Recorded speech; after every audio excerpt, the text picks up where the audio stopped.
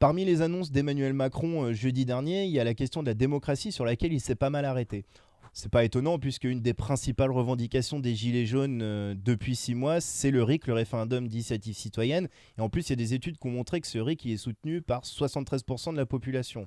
Bon, autant le dire, Macron, lui, il en veut pas, il a décidé, c'est niette, donc pas de RIC. Par contre, il a annoncé une réforme de la Constitution cet été et il a insisté sur 4 points notamment. On va voir que c'est au mieux du statu quo, au pire, il s'est clairement foutu de notre gueule, hein. Alors, le premier point, c'est sur la question du vote blanc. Lui, il a dit qu'il voulait pas qu'il y ait de reconnaissance du vote blanc, donc il veut rester comme aujourd'hui, que quand on vote blanc, ce n'est pas pris en compte dans les résultats aux différentes élections. Il argumente ça en disant qu'il faut choisir le moindre mal, que voter blanc c'est trop facile et que ça résout pas les problèmes. Je pense que les gens qui ont glissé des bulletins blancs parce qu'ils n'étaient pas contents de l'offre politique, des programmes proposés et tout, ils apprécieront. Le deuxième point, c'est sur le RIP, le référendum d'initiative partagée, qui du coup n'est à pas confondre avec le RIC, puisque le RIC, c'était l'idée quand même que des citoyens puissent directement proposer au référendum soit des projets de loi, soit abroger des lois qui existent déjà, soit virer des élus qui gèrent pas bien leur mandat.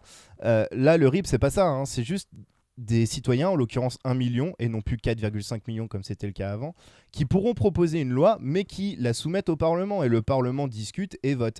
Donc il y a toujours ce filtre finalement des élus, il n'y a pas de pouvoir directement au peuple. Le troisième point, c'est un peu dans la même logique, c'est la création d'un conseil de la participation citoyenne, donc qui remplacerait un certain nombre de comités consultatifs, et notamment le plus connu, le Conseil économique, social et environnemental. Et donc ce conseil de la participation citoyenne, il serait composé de citoyens qui sont tirés au sort. Donc plutôt une bonne idée de se dire, bah voilà, on va avoir des gens qui sont à peu près représentatifs des Français, puisqu'ils sont tirés au sort, c'est le hasard qui joue.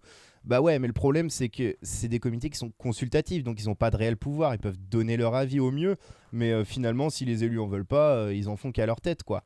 Donc pareil, on est toujours dans cette logique de ne pas donner de pouvoir au peuple.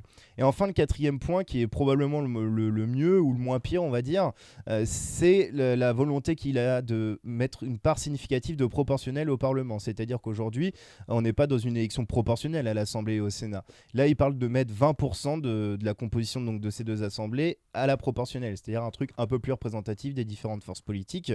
Bon, ça casse pas trois pattes à un canard, hein, mais c'est toujours un petit peu mieux. C'est un peu dans la même veine que sa volonté de limiter les mandats dans le temps, c'est-à-dire qu'on n'aura plus des mecs et des nanas qui seront pendant 40 ans au même poste indéboulonnables. Là, il serait limité dans le temps. Il n'a pas été plus précis que ça.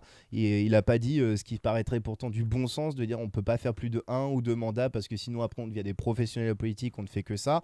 Non, non, faut pas déconner quand même. Bon, voilà, donc ça c'était ses principales annonces. On voit que globalement, on est très très très loin des aspirations de souveraineté du peuple, de prise de décision du peuple qui peut y avoir parmi les Gilets jaunes et bien au-delà. S'ils pensent que c'est comme ça qu'il va arrêter les manifs qu'il y a tous les samedis, ils se font clairement le doigt dans l'œil.